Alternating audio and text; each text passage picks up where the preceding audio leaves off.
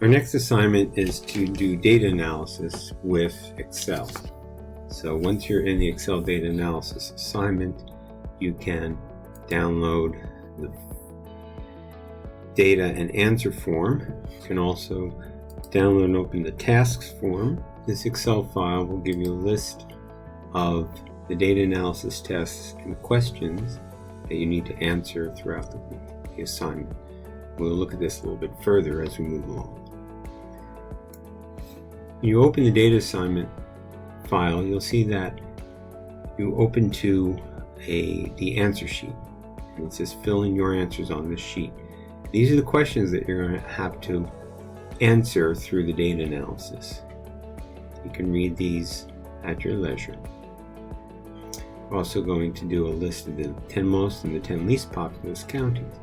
Now, one of the things that we want to show here in this assignment is that your Excel worksheet actually has numerous tabs within the workbook. So you have these different worksheets. We have one here called answer form, one here called population table answer form, where you're going to build a table in this worksheet. And then here is our population data. So as we work with Excel, remember that there can be multiple tabs within the same workbook. So our first task is to format the population column with 1,000 separators, which means you have a comma every 3 spaces. So all we need to do is select the column, and you select the full column by clicking on the letter at the top of the column. If you click in the first row, you won't get the entire column. So we click on the column. We go here to our number menu, and all we have to do is click comma, and you can see it's put in commas where we need them in the numbers. It's also put in decimal points, and since population is not counted in decimals, we can decrease the decimals to 0.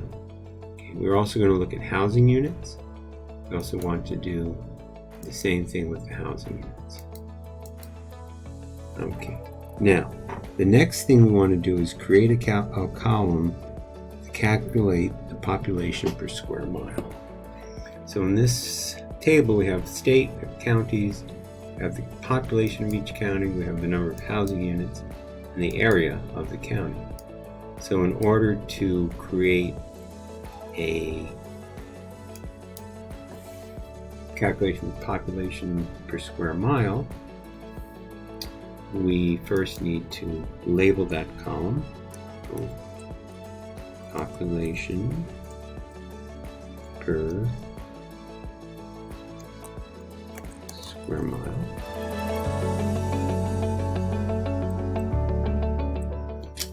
Okay, and that calculation is named the population, so we would say population, which is in C. First we need to, don't forget, put your equal sign. We're doing a formula.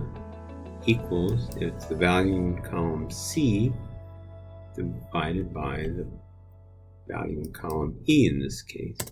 And that tells us there's 51.82066,547 people per square mile.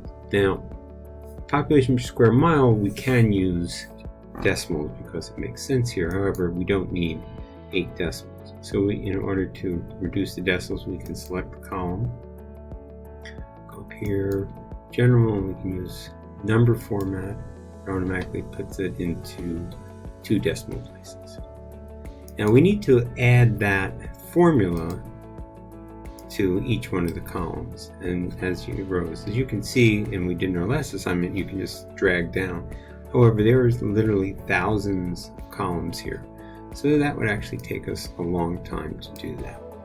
So what we're going to do here, in order to make this easier to work with, we're going to create it formatted as a table. But before we do that, let's go in our other column that we have to create is people per housing unit. So we would say persons per housing. Okay, so now we go over here, and up in the strip here, we see a command in styles format as table. We can click on that. You can pick any style you like. I like one when you have a long table where you get alternating colors for the rows. So maybe something like this. And the program will automatically look at where your data is, and it says you have data from A1 here, and it goes all the way down to row 3144, which you can see is what it's doing here.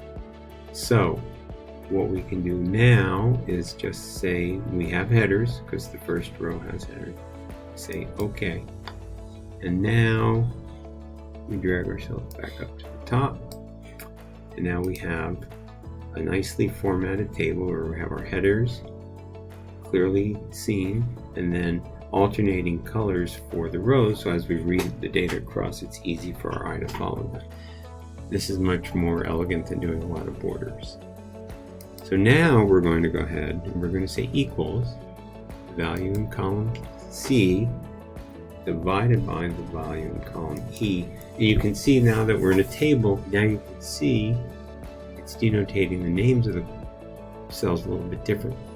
Because it's in a table, it's looking at the value that's at the value in the population column divided by at the value in area per square miles. Now, when we hit enter here, what we can see is that it has automatically filled down the entire table.